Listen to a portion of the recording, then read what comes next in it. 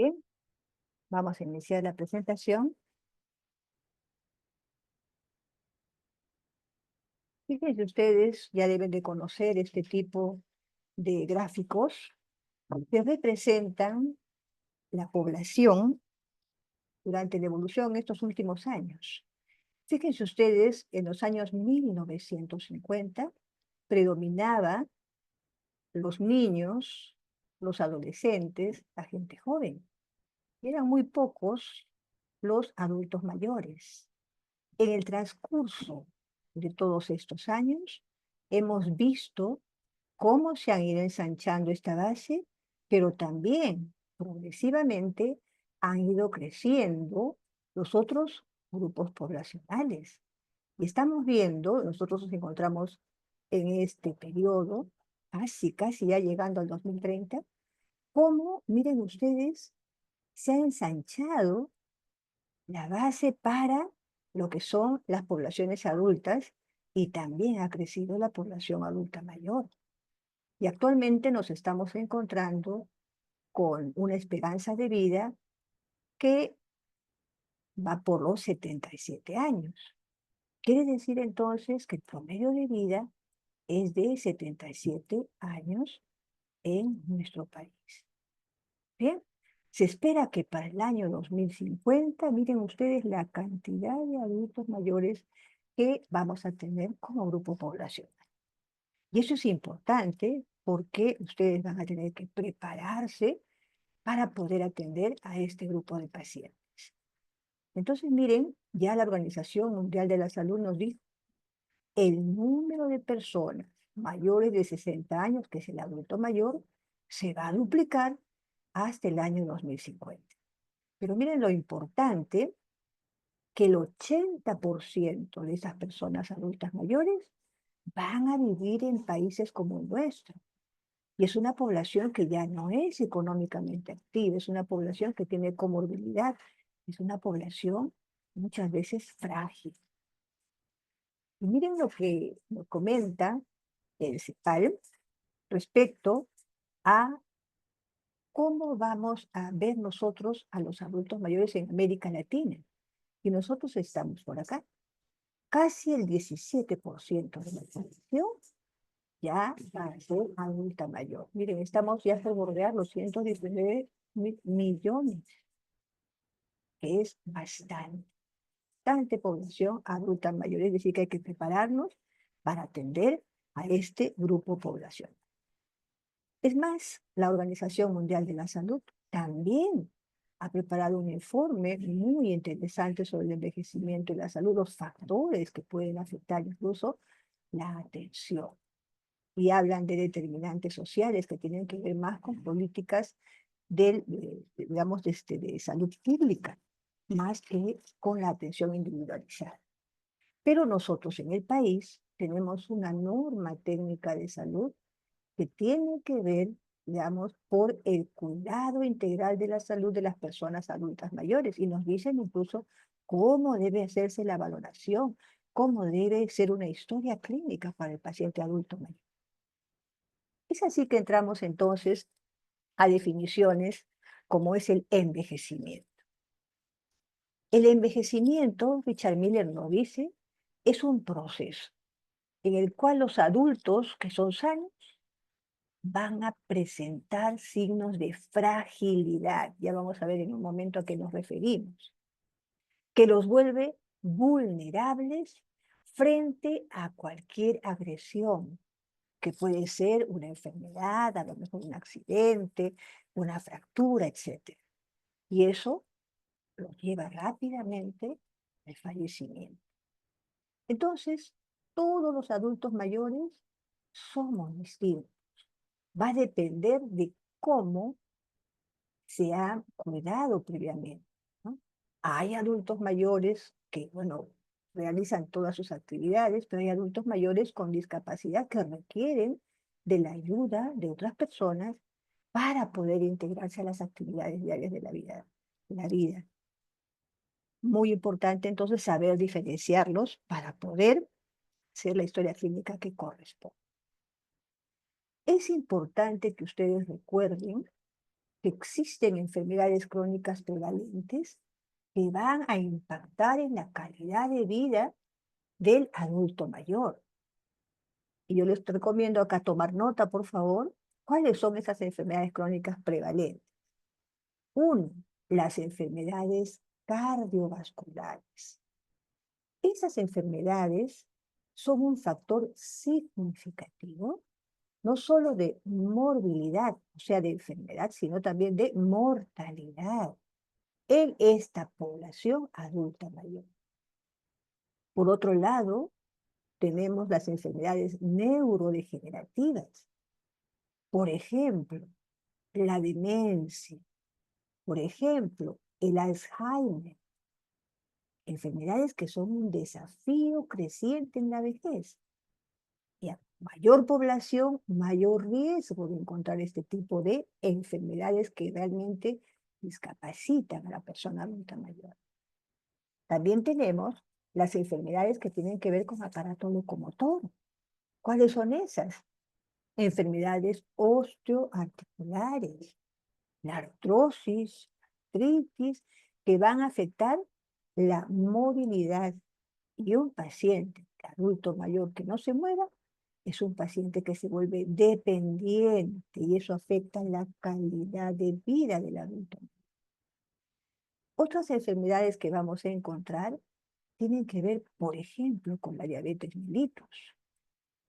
La diabetes mellitus que incluso puede debutar por encima de los 60 años o que puede haber iniciado por los 40 o los 50 años y que va a tener complicaciones relacionadas a esta propia enfermedad que van a afectar de pronto el aparato cardiovascular o que pueden afectar de pronto todo el tema de circulación y van a tener pacientes con pie diabético que van a tener que ser amputados.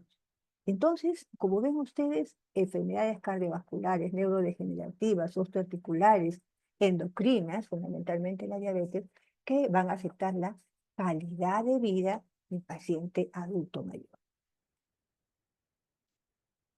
¿Y cuáles son esos factores que van a influir en la salud del adulto mayor? Tenemos inicialmente los factores que tienen que ver con el individuo, que de cada persona va a afectar la salud del adulto mayor. Uno, tenemos los factores biológicos y genéticos, que van a hacer que pueda tener una predisposición de pronto a algunas enfermedades. Vamos a ver cuáles son esos factores biológicos. Uno, los cambios fisiológicos. Ya en cada capítulo van a ir ustedes examinando al adulto mayor en lo que corresponde al sistema o aparato que estamos revisando y van a ver que hay cambios importantes. Por ejemplo, justo en la mañana veíamos con las alumnas en la práctica el sistema cardiovascular. ¿Cómo es que disminuye la elasticidad vascular? ¿Cómo es que puede haber aumento de la presión arterial, sobre todo la presión sistólica? ¿Cómo puede disminuir la capacidad pulmonar en el paciente adulto mayor? ¿Cómo disminuye la masa muscular del adulto mayor que hace pues que el paciente pueda presentar dificultad para hacer el ejercicio o disminuir la fuerza? Ya vamos a ver qué es lo que se denomina sarcopenia, disminución de la masa muscular que afecta mucho la funcionalidad del adulto mayor. Pero también tenemos el problema de la osteoporosis, que puede contribuir de pronto a fracturas patológicas. También en el sistema nervioso, ya lo hemos mencionado, ¿no? Pueden haber cambios cognitivos que lo lleven a la demencia o trastornos en la velocidad de conducción de los nervios. Entonces están viendo ustedes que hay factores biológicos que van a afectar definitivamente la salud del adulto mayor. Pero también hay factores genéticos, hay predisposición genética a ciertas enfermedades, ¿no? Como por ejemplo el Alzheimer, el Parkinson, algunos cánceres, etc. Hablamos de predisposición, no hablamos de que definitivamente van a hacer esa patología. Entonces es importante tener en cuenta, así como la hipertensión arterial, la diabetes, la artrosis, etc. Pues esos son los factores biológicos y genéticos y la predisposición a enfermedades que van a influir desde el punto de vista del factor individual en el adulto mayor. El otro grupo de factores tiene que ver con estilos de vida y hábitos saludables. Por ejemplo, la dieta, ¿no? ¿Cuáles son esos patrones alimentarios del adulto mayor? ¿Cómo impacta en la salud cardiovascular? ¿Cuánto ejercicio hacía ese paciente adulto mayor o hace para prevenir la sarcopenia? Consumo a lo mejor de alcohol, de tabaco. ¿Qué es importante? Todo lo que estoy hablándoles, ustedes lo van a aprender digamos, a captar con la entrevista, con la anamnesis. Todo esto tenemos que preguntar para poder nosotros ubicar a nuestro paciente adulto mayor. ¿Qué tipo de adulto mayor es? El estado cognitivo y la salud mental. Muy importante, la depresión y la ansiedad como un factor de riesgo para el deterioro de la funcionalidad. Y obviamente puede llevarlo rápidamente a la muerte. Acá es importante diagnosticar rápidamente, por ejemplo, la demencia, por ejemplo, la depresión, que puede condicionar fragilidad en el adulto mayor. Y de hecho hay estudios que dicen pues que una intervención psicosocial en el adulto mayor ayuda mucho a su recuperación. También hay comorbilidades. ¿Qué significa comorbilidades? Enfermedades que coexisten, ¿no? De pronto es hipertenso, de pronto también es diabético, de pronto también sufre de alguna patología neurológica. Y eso hace que el manejo de estas múltiples enfermedades crónicas pueda desarrollar algún tipo de interacción medicamentosa. Importante recordar que la polifarmacia, de acuerdo a lo que dice la OMS, consumo de 3 o más medicamentos. OMS, perdón, es Organización Mundial de la Salud. Consumo de más de 3 medicamentos. ¿Y por qué es importante saber qué consume el paciente? Porque pueden sumarse los efectos adversos. A lo mejor toma 3, 4, 5 medicamentos que se potencian los efectos adversos y el paciente va a tener mareos, puede sufrir caídas, fracturas o algún traumatismo encefalocraneal. Entonces, estos datos son muy importantes cuando realicemos la historia clínica. Desde el punto de vista de los recursos personales y sociales, la importancia del apoyo familiar para que estos pacientes sean independientes. Muy importante que sean participativos, ¿no? Ideal sería que haya condiciones de vivienda, condiciones de educación, que haga pues que ellos puedan, por ejemplo, leer, estar actualizados y que participen en la comunidad. Ayuda mucho el aspecto social. Pero también tenemos otro tipo de factores, no solamente son los factores personales, ¿no? Individuales. También se habla de los factores ambientales.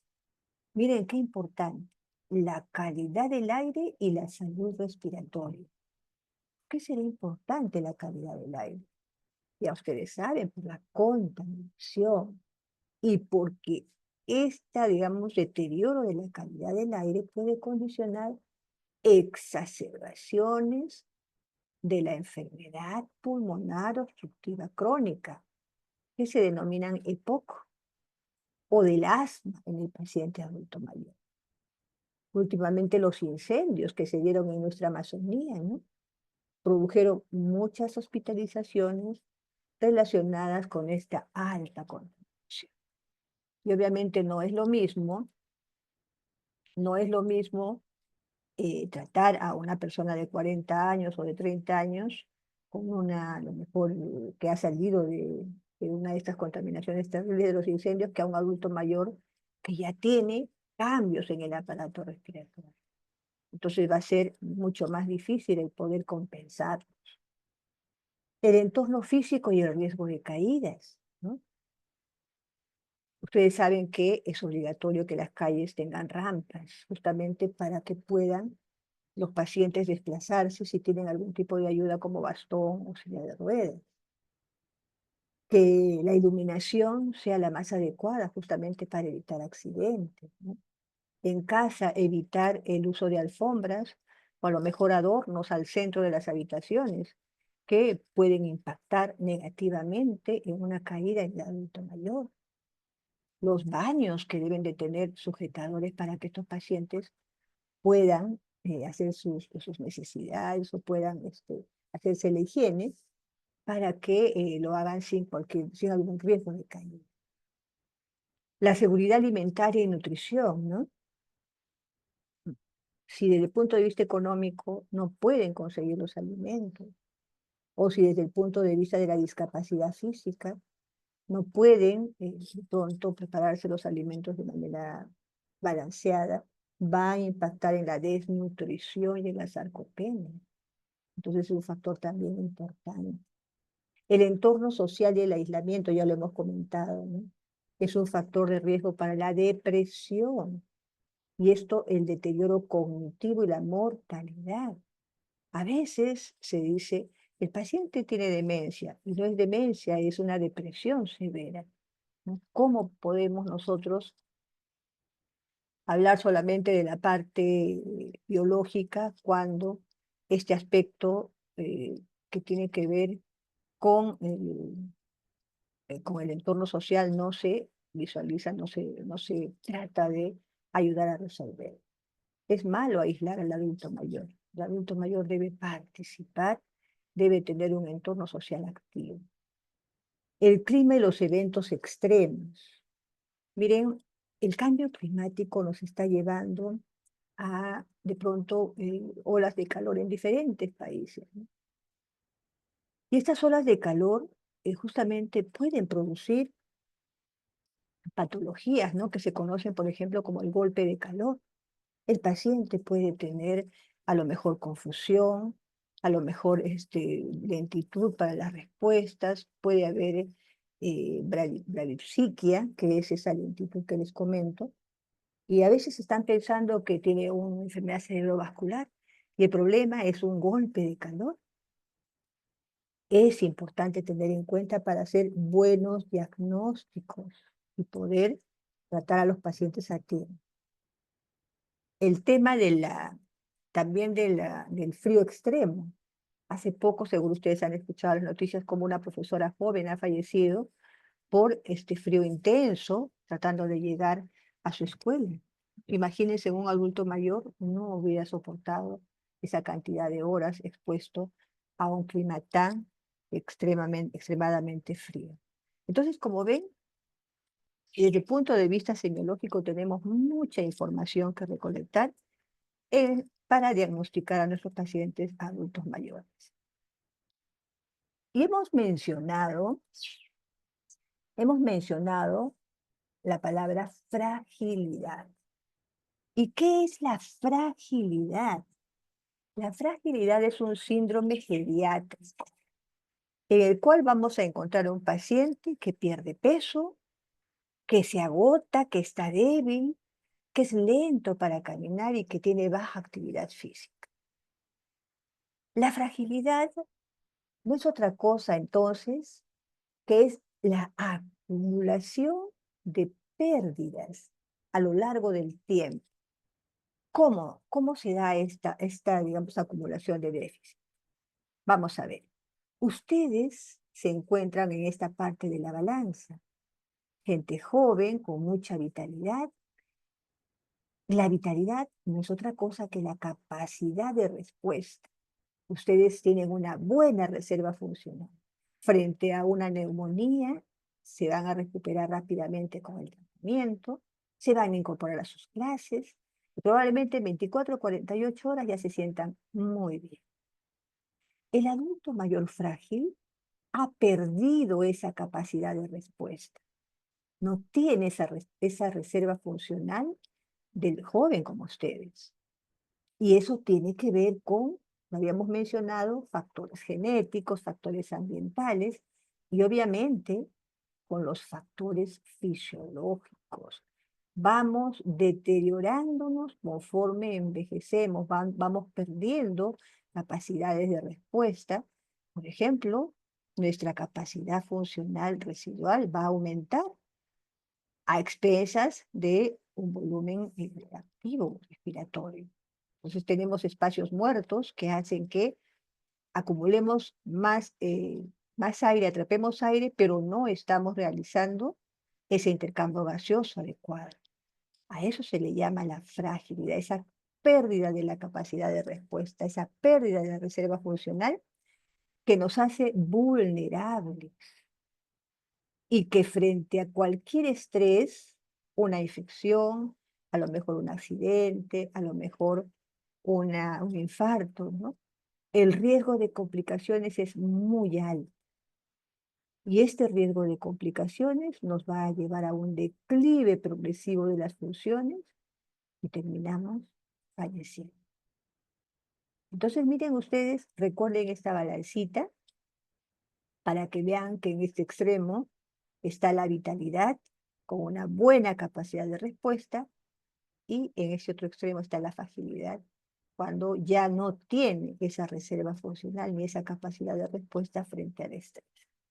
Y todo esto que se asocia a los cambios que ya hemos mencionado en la diapositiva anterior. Ahora miren, esta diapositiva es bien interesante porque acá se presenta un resumen de la patogénesis de lo que habíamos comentado. ¿Cuáles son esos posibles mecanismos subyacentes que pueden contribuir o conducir a la fragilidad? Miren, existen diferentes procesos fisiopatológicos. Estamos viendo nosotros acá varias columnas. Es decir, que son multisistémicos. No es solamente un factor de riesgo. También hay mecanismos potenciales, hay fenotipo de acuerdo a la presentación de la fragilidad y el impacto que pueda tener en el adulto mayor. Lo importante es que se habla del envejecimiento, de la genética, de los estilos de vida, de las enfermedades y del medio ambiente, que ya lo hemos mencionado, como parte, digamos, de los factores de riesgo. Pero existen mecanismos potenciales como son la inflamación crónica. Se dice que vivimos en un estado de inflamación crónica y activación inmunológica. Miren, ustedes están activando los mecanismos inmunes.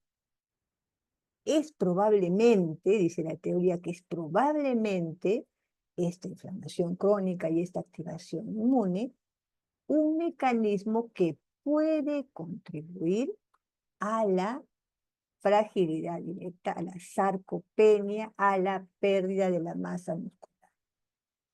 Existe entonces una asociación marcada entre sarcopenia y fragilidad. Por otro lado, les quería comentar que cuando se activa la vía inflamatoria, ya hay estudios que demuestran que aumenta la interleuquina 6 y se asocia la interleuquina 6 a la fragilidad. Obviamente que un estado de inflamación crónica asociado a la enfermedad crónica va a potenciar esta respuesta que tiene un rol importante en la pérdida de la masa muscular. Ahora miren, la forma de presentación, bueno, de acuerdo a las teorías, hablan de debilidad, de pérdida de peso, de agotamiento, de baja actividad, de marcha lenta. No siempre vamos a encontrar todo. Cuando ya vemos que un adulto mayor empieza a perder peso, y no tiene que ver con una neoplasia de fondo o una enfermedad crónica, y ven que ya baja la actividad, hay que tener cuidado porque ya está expresando la sarcopenia. Hay que potenciar la actividad física, hay que ver el estado de nutrición, cómo podemos ayudar para que tenga aporte proteico que le permita fortalecer esa poca musculatura que tiene activa. Toda esta, digamos, esta presentación de procesos fisiopatológicos multisistémicos van a terminar con el impacto negativo en el adulto mayor. ¿Cuáles son? La caída, claro, si no hay masa muscular, si no tengo fuerza, si además se agrega el tema de la catarata o el tema del equilibrio, me puedo caer, me voy a fracturar y me voy a discapacitar. Al discapacitarme, voy a volverme dependiente. Más personas me tienen que ayudar para hacer cosas básicas. Y esto puede llevar al adulto mayor a la... Entonces, en esta diapositiva se resume claramente y fácilmente todos estos mecanismos, procesos fisiopatológicos multisistémicos. Siempre recordar que la fragilidad y la sarcopenia se superponen. Miren ustedes la vulnerabilidad, ¿no? Ese deterioro físico y la pérdida de masa muscular se superponen. Así es que es importante tenerlo en cuenta. ¿Cómo se interconectan los mecanismos fisiopatológicos en el adulto mayor? Ustedes dirán, ¿qué tiene que ver esto con el curso de semiología? Pues mucho, porque ahí se origina, digamos, la expresión clínica que nosotros tenemos que saber, tenemos que preguntar o tenemos que nosotros indagar para poder diagnosticar correctamente a nuestro paciente.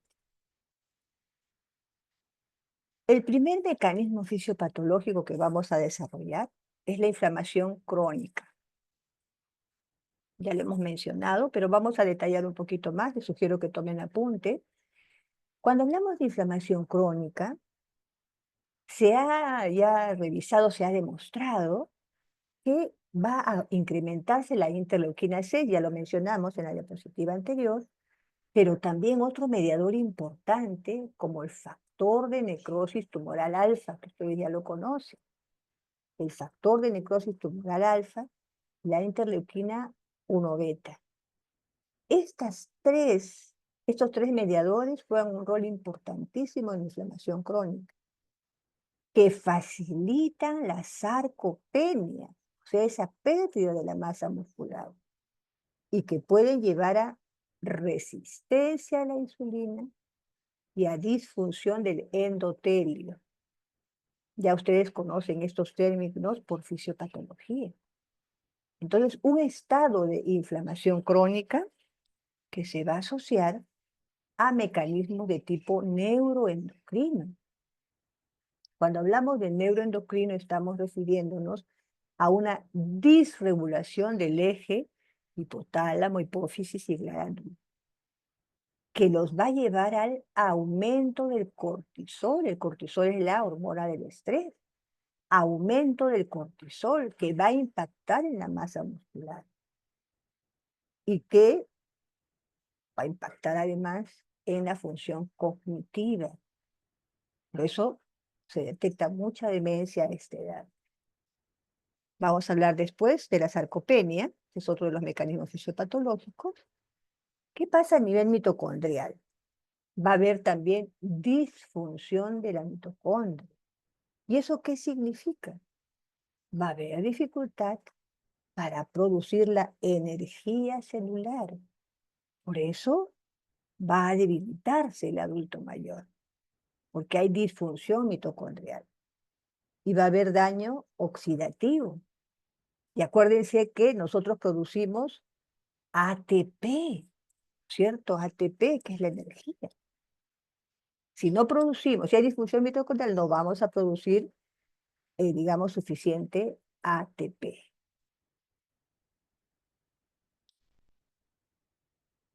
Y respecto a los mecanismos asociados a factores genéticos y ambientales, ya lo hemos mencionado, la predisposición genética a las enfermedades como diabetes, hipertensión, Alzheimer, Parkinson, ciertos tipos de cáncer, etcétera, ¿no? Entonces, miren ustedes cómo estos mecanismos fisiopatológicos se interconectan y se potencian para volver más frágil, más vulnerable al adulto mayor. Y hablaremos brevemente de la sarcopenia, que se asocia mucho al envejecimiento. La sarcopenia es la pérdida de la masa muscular. Y esa pérdida de la masa muscular nos va a llevar a reducción significativa de la fuerza. Por ende, a deterioro de la función, a un deterioro físico. Su detección temprana es importantísimo, es clave para que la sarcopenia pueda manejarse. No esperemos a que el paciente venga prácticamente sin músculo. Ay, que fácilmente diagnosticamos cuando le preguntamos, ¿y usted se ha sentido débil últimamente? Sí, la verdad he perdido peso, me siento débil. Han hecho un buen interrogatorio, no tienen indicios de neoplasia de colon, de neoplasia gástrica, de neoplasia pulmonar, entonces ustedes se van directamente a buscar factores que hayan favorecido la sarcopenia en ese adulto mayor y ayudándolos a recuperar la fortaleza, la masa muscular, ellos se van a sentir mucho mejor. No les digo que es el diagnóstico, digamos, de inicio en un paciente, pero hay que tenerlo en cuenta.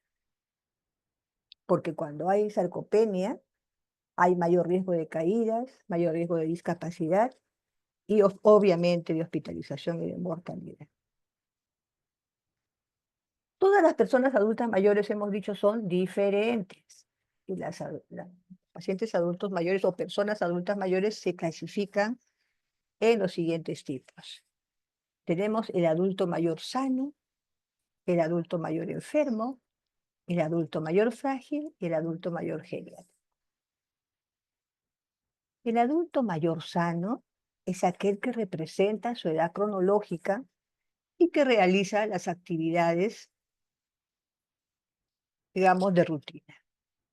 Es un paciente, es una persona que se cuida sola, que prepara sus alimentos, que realiza las actividades de la vida diaria, que interactúa socialmente, es decir, una persona que tiene todas sus capacidades.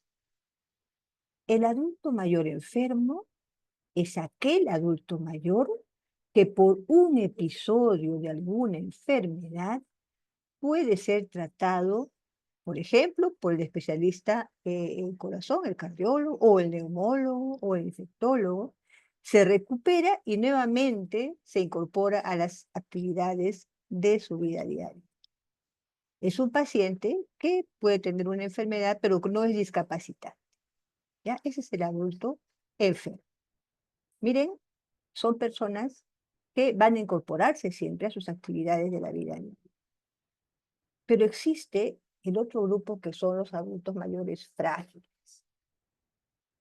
Este adulto mayor frágil es el que tiene riesgo de volverse dependiente. ¿Qué significa dependiente? De necesitar otra persona para realizar sus actividades. O tiene riesgo de tener una situación continuada de discapacidad y riesgo de generar síndromes geriátricos. ¿Cuáles son los criterios para hablar de un adulto mayor frágil? Existen los criterios médicos, el cual nosotros vamos a indagar sobre la patología crónica que puede condicionar la incapacidad funcional de este paciente. De pronto es una enfermedad renal crónica, o de pronto tiene una enfermedad renal crónica terminal, o es un paciente que se ha hospitalizado recientemente, o consume 3 o más medicamentos, o es un paciente que ya tiene algún grado de demencia. Pero también hay criterios asistenciales. Es un paciente adulto mayor que de pronto está internado en un albergue o está en la casa y encerrado, no sale, lo dejan con llave al paciente. Ese es un criterio asistencial. O que puede tener un criterio social, que puede tener cualquiera de estos criterios, por lo menos uno, ¿no? Ya eso les está diciendo que es un adulto mayor de riesgo, es un adulto mayor frágil. Dentro de los criterios sociales, ¿este paciente está aislado en casa o en la sociedad? ¿Ha enviudado recientemente? ha estado casado con su esposa, 50, 60 años, y la esposa o el esposo fallecieron recientemente, es un criterio de fragilidad. A lo mejor no puede realizar las actividades básicas de la vida diaria, ya las vamos a ver. O a lo mejor es una persona con muy pocos recursos económicos, o una persona que ha cambiado el domicilio poco tiempo atrás, o que tiene problemas de vivir. Entonces, miren ustedes, existen criterios médicos, criterios asistenciales y criterios sociales. Que presente cualquiera de estos criterios va a ayudarnos para poder identificarlo como paciente adulto mayor frágil. Estos pacientes necesitan lo que vamos a ver ahora como valoración geriátrica integral. Ya vamos a ver en qué consiste. Muy bien, entonces hemos visto 3 tipos de adulto mayor. Acá tenemos el cuarto, que es el adulto mayor geriátrico. Este adulto mayor geriátrico, para ser clasificado como tal, debe cumplir 3 o más de estos criterios. Que tenga más de 75 años, 75, perdón, o más, que tenga varias enfermedades, pluripatología, o que tenga una enfermedad con carácter incapacitante, de pronto un desorden cerebrovascular que lo dejó secuelado, o de pronto un Alzheimer o una neoplasia terminal. Otro criterio, patología mental acompañante o predominante. A lo mejor es un depresivo crónico, no solamente demente, sino también depresivo crónico. Están en este grupo. O que tenga problemas sociales relacionados con su estado de salud. Este grupo de pacientes que cumple 3 o más de estos criterios se conocen como adultos mayores geriátricos. Y ellos son tributarios de atención y evaluación geriátrica, evaluación por el especialista. Pero nosotros vamos a tomar la historia clínica como médicos generales y vamos a pedir la ayuda al especialista. En un estudio de hace algunos años, ya más o menos 15 años, en el Hospital Cayetano Heredia, perdón, un poquito más de 15 años, hay una publicación en la cual decían que entre 30 y 35% de los ingresos en el hospital son pacientes geriátricos.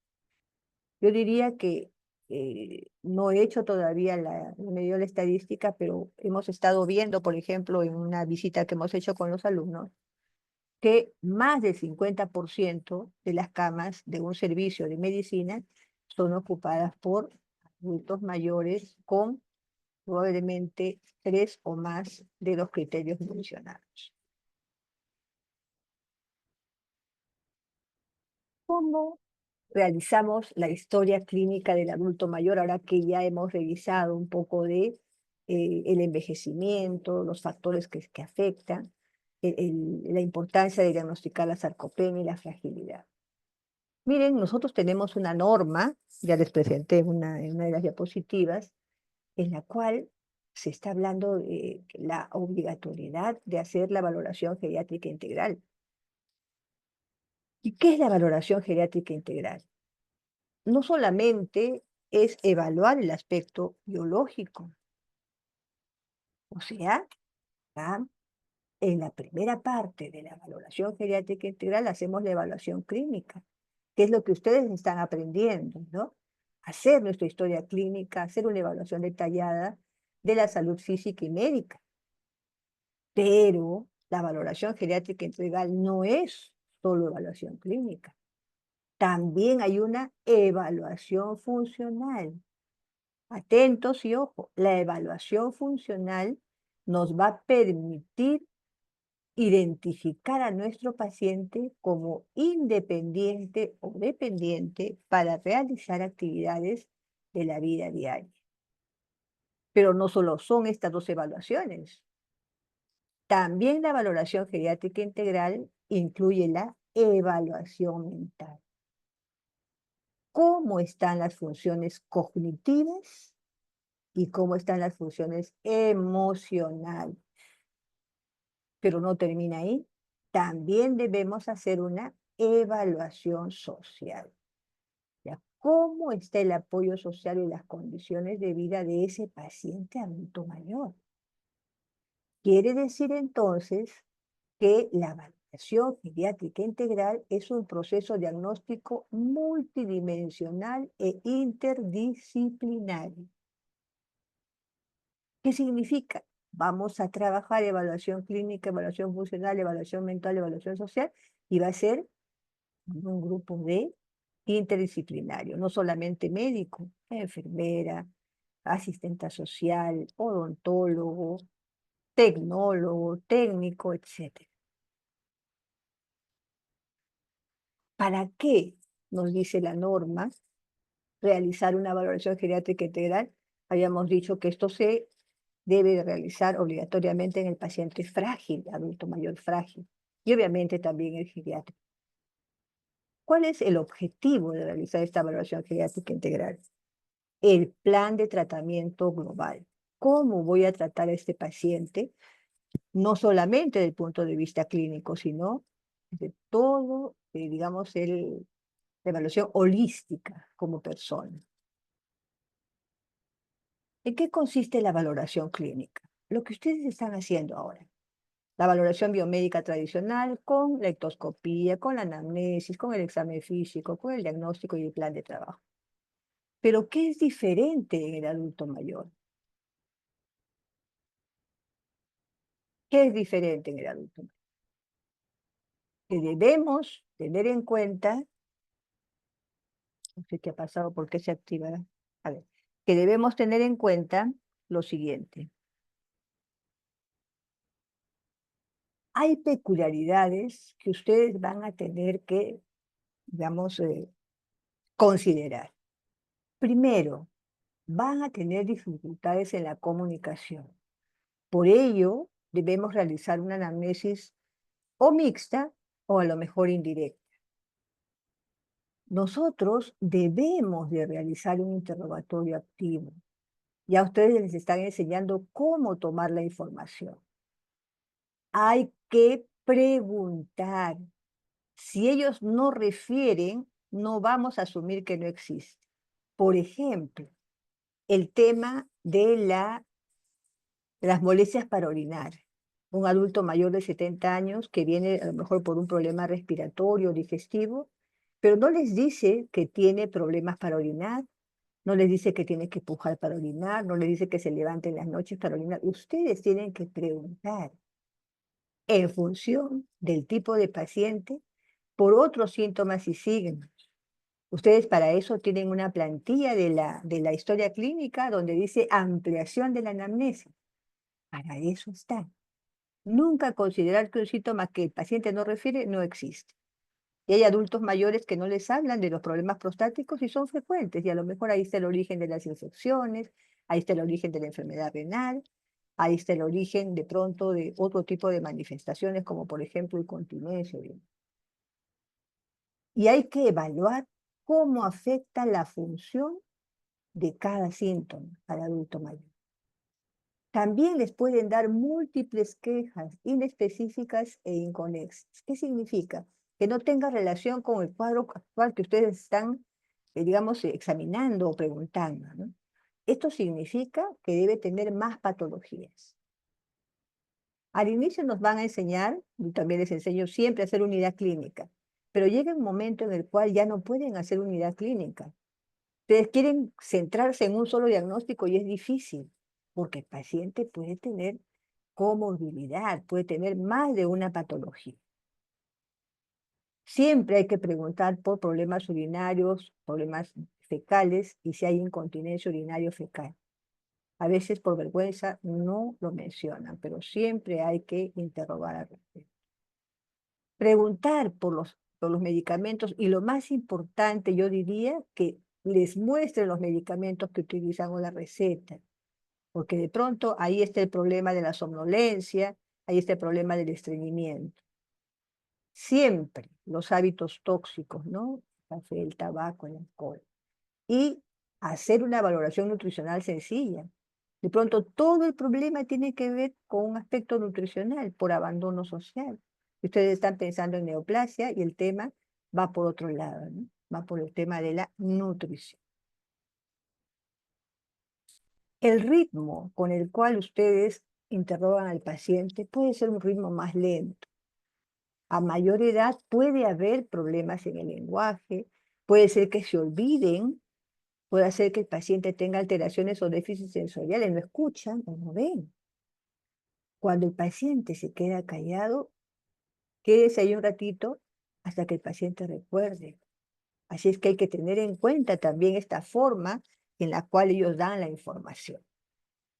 Muy importante, ya les habrán enseñado cómo presentarnos al paciente y cómo establecer una relación cálida con el paciente.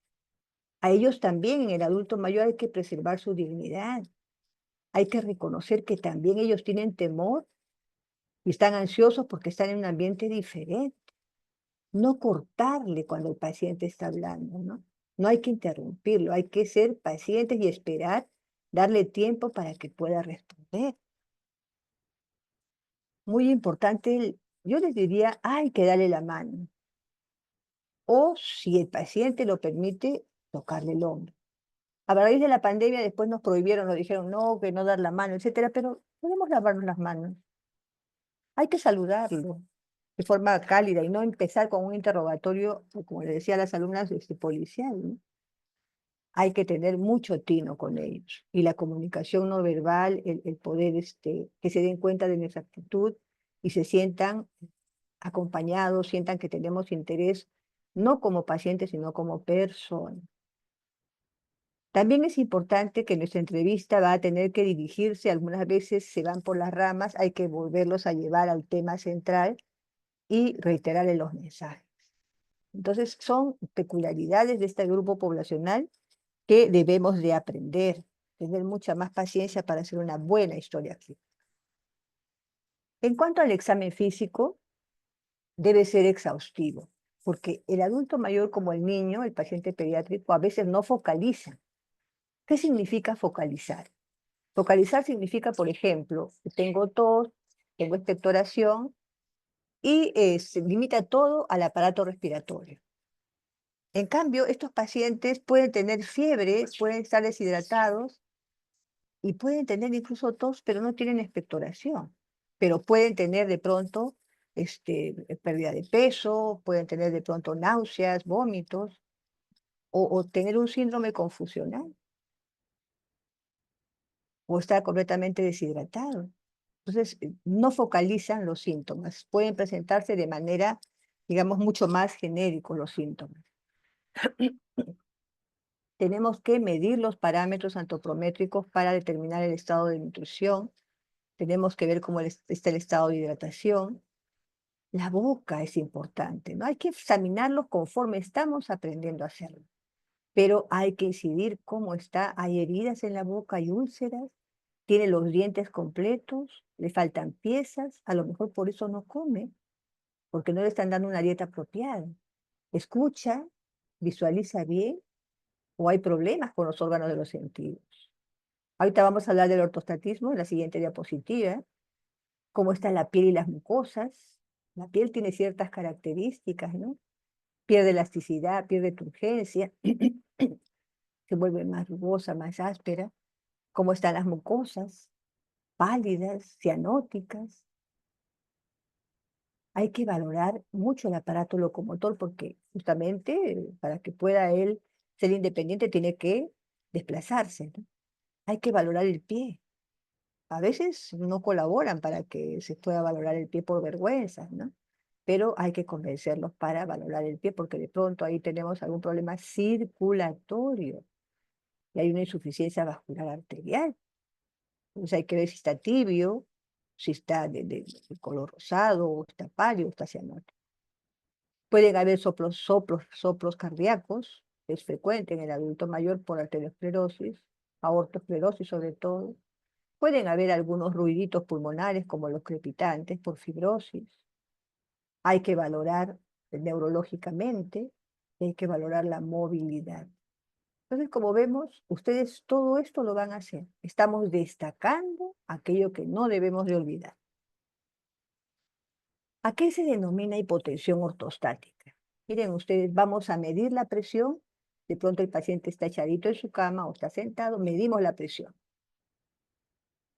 Después lo paramos o lo sentamos y 3 minutos después de haber estado sentado o parado, le volvemos a tomar la presión.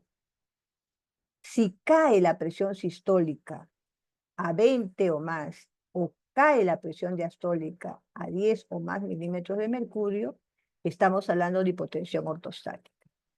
Por ejemplo, está el paciente echadito en su cama, le tomamos la presión y tiene 130,90.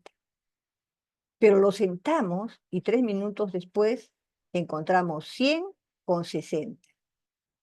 ¿Ha caído la presión, tanto sistólica como diastólica, en más de 20, casi 30 milímetros de mercurio? Eso es hipotensión ortostática. Clínicamente les puede decir también cuando me siento, me mareo. Y la hipotensión ortostática puede llevar a caídas o resultados incluso fatales cuando hay un traumatismo encefalocraneal. Por eso es importante medir la presión en decúbito y luego sentado o de pie. ¿Qué más tiene de peculiar el adulto mayor en el examen físico? Que la fiebre es poco frecuente, que más bien hay tendencia a la hipotermia, que pueden haber soplos, que pueden haber ruidos pulmonares, como los crepitantes, y que se pueden afectar los reflejos osteotendinosos o algunos reflejos en general en el paciente adulto mayor. ¿Cómo se evalúa la funcionalidad del adulto mayor? Existen algunas escalas, vamos a ver, el índice de Katz, por ejemplo, nos va a ayudar a ver si el paciente puede lavarse, vestirse, usar los servicios higiénicos, movilizarse, si es continente urinario, continente fecal, y se puede alimentar solo. Estas se llaman actividades básicas de la vida diaria.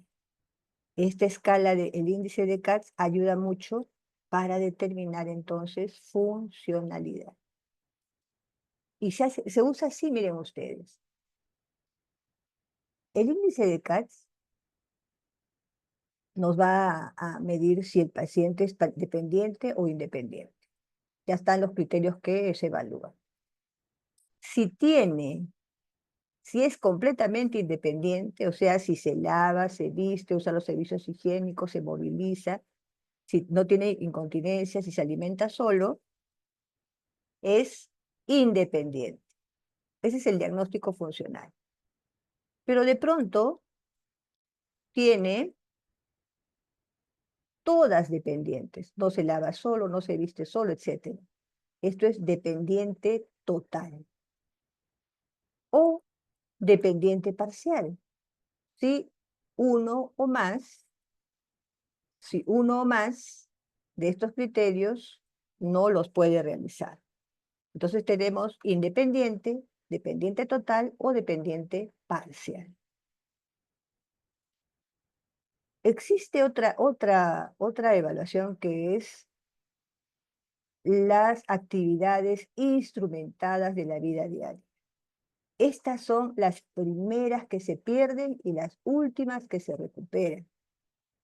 ¿Cuáles son ellas? Que usen el teléfono, que vayan de compras, que preparen la comida, que cuiden la casa, que se mediquen correctamente, que laven la ropa, que usen el transporte público, que sepan usar el dinero, que sepan leer y escribir. Esto también con mucho cuidado dependiendo del grado de instrucción. Pero miren ustedes, también es otra forma de evaluar, pero digamos lo básico es con el índice de Katz. Esta usa otro índice de valoración, que no lo vamos a desarrollar ahora, porque consideramos que deben de saber mínimo uno, así es que les recomiendo que revisen bien el índice de Katz. Les había dicho que son las primeras que se pierden, las instrumentadas, pero las últimas que se recuperan, y es un indicador de riesgo para aquellas personas que viven solas. De pronto les dicen, doctor, ¿sabe qué? Ya no puedo ir de compras, me olvido, ya me cuesta salir. Entonces ya ustedes saben que es un marcador precoz de que este paciente puede estar iniciando una demencia.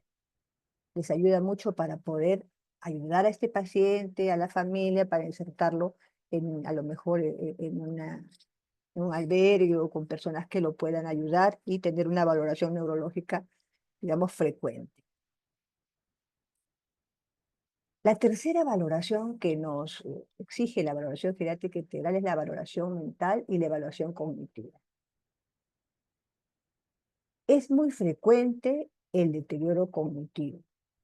Es, se dice que hay alta prevalencia, pero que hay un infradiagnóstico, porque solo se detecta 28% cuando realizamos una historia clínica normal.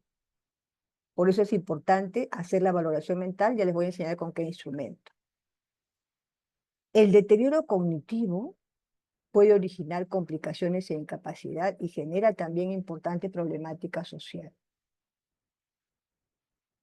Se recomienda el uso del cuestionario de Pfeiffer, nos va a tomar 3 a 5 minutos, y aquí está el cuestionario hecho.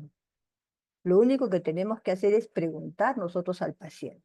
Miren ustedes todas las preguntas: qué fecha es hoy, día, mes y año, qué día de la semana, en qué lugar estamos, teléfono, cuántos años tiene, dónde nació, nombre del presidente del Perú, nombre del anterior presidente del Perú, el primer apellido de la mamá, restar de 3 en 3, restar de 3 en 3 desde 30.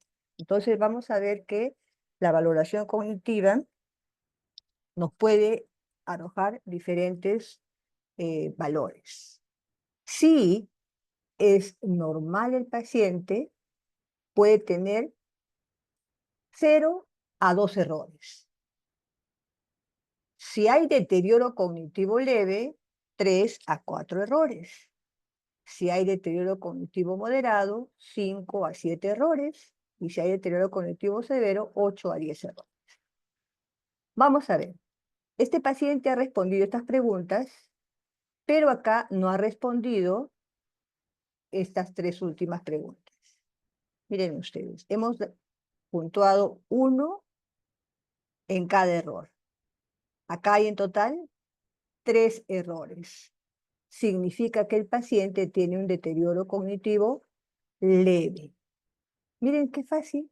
Ya ustedes pueden hacer una presunción, no de demencia, pero sí de deterioro cognitivo. Y pueden derivarlo al especialista para que pueda tener una evaluación más exhaustiva y determinar efectivamente si es un paciente con demencia.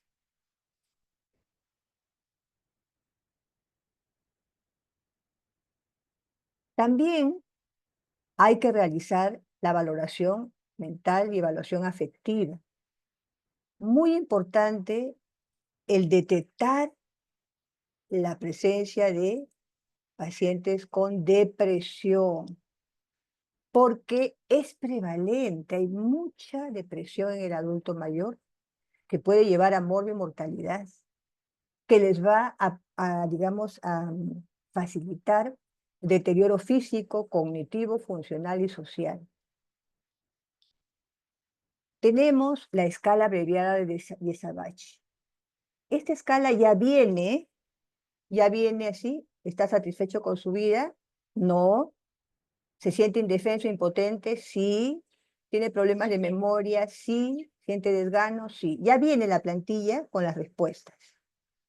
Nosotros lo que vamos a hacer es marcar cuál coincide con la respuesta del paciente. En este caso, este paciente tiene coincidencia en 2 preguntas. ¿Y qué nos dice esta escala? Sin manifestaciones depresivas, hasta 1 marca, pero con manifestaciones depresivas, 2 a más marcas. Entonces yo aplico esta escala abreviada de Savage y me voy a dar cuenta si este paciente tiene algún indicio de depresión. Y lo enviaremos con el especialista para que nos ayude en su manejo.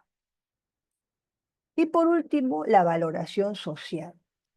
Ya se ha dicho que la pobreza va asociada a la presentación de más enfermedades y a complicaciones de las enfermedades que pudiera tener el paciente adulto mayor. Por otro lado, es un círculo vicioso, porque muchas enfermedades pueden terminar con complicaciones de tipo social. Es muy importante recordar que el aislamiento social puede constituir un factor de riesgo de morbimortalidad. Y también recordar entonces que las situaciones socioeconómicas extremas, pobreza extrema, eh, contribuye al deterioro mucho más acelerado del adulto.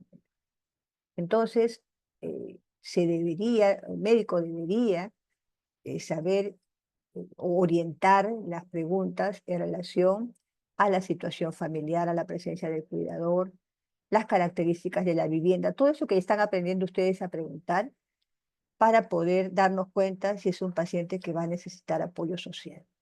Y de hecho, por ejemplo, la Marina, la aviación en sus hospitales tienen programas muy interesantes, ¿no? Creo que también el Seguro Social. Desafortunadamente, todo el sector salud, el Ministerio de Salud, no tiene los recursos.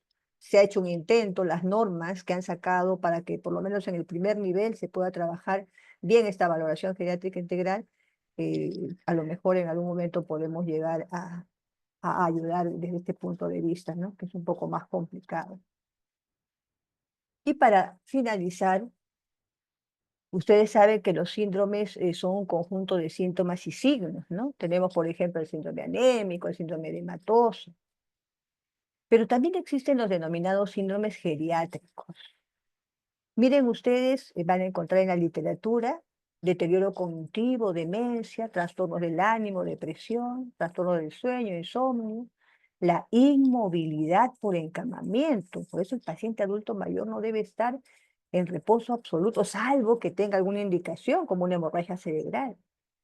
Pero es mejor al paciente hacerlo movilizar rápidamente, ¿no? Sentarlo, que haga ejercicios ahí isométricos en cama, porque la inmovilidad constituye un riesgo tremendo para las trombosis venosas profundas. La inestabilidad y las caídas también son consideradas como síndromes geriátricos. La incontinencia y el estreñimiento, la deprivación sensorial, ¿no? Pronto hay ageusia, o sea, no sienten los sabores. La malnutrición y la deshidratación, el adulto mayor no va a censar bien que le falta líquidos. A veces los dejan a los abuelitos ahí en su habitación, nadie los va a ver. Al día siguiente está deshidratado, y más cuando estamos en una situación de un verano con temperaturas tan altas. La iatrogenia, el uso de fármacos, ¿no? De pronto viene por una deshidratación y a lo mejor le estamos sobrecargando de volumen. Hay que también saber manejar la medicación que está utilizando nuestro paciente.